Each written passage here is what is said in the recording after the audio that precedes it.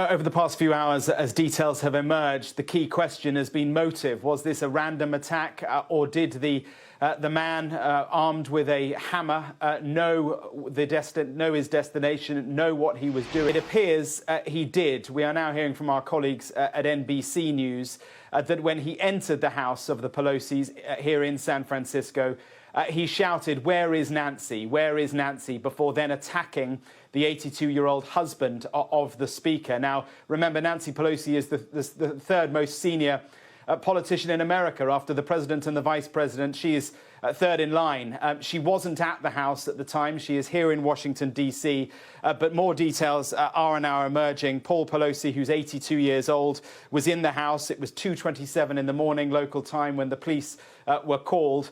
He is now in hospital. The suspect has been arrested. As I say, armed with a knife.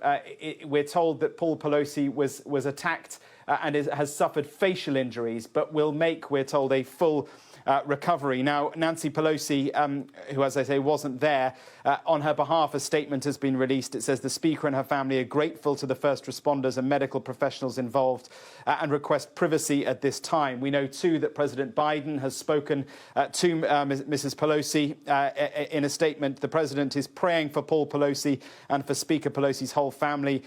This morning, he called Speaker Pelosi to express support for this horrible attack.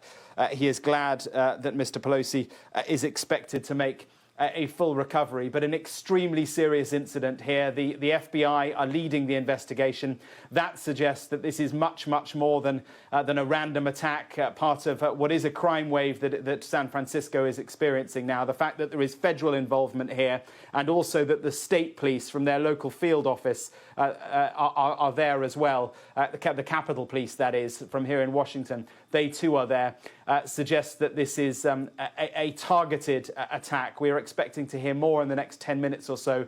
The San Francisco Police Department are going to give a statement. It's worth saying that had Speaker Pelosi been there herself, then there would have been a security detail at the House. Whenever she is there, there is a security detail there. So the assumption would be that if she was there, the assailant would not have been able to gain access. But relatives of senior politicians like Speaker Pelosi are not afforded the same protection. So while she is in Washington and she spends a lot of time here, obviously, then her husband does not have protection, although he can use federal funds to be able to increase security at the property. And there was, we're told, CCTV there, so that will form part of the investigation. But the wider context, of course, to this is that the midterm elections are coming up. This is a country bitterly divided, dangerously divided, some would say, without exaggeration. And we have heard in states across the land that the law enforcement authorities have been warning senior and high-profile politicians that the threats against them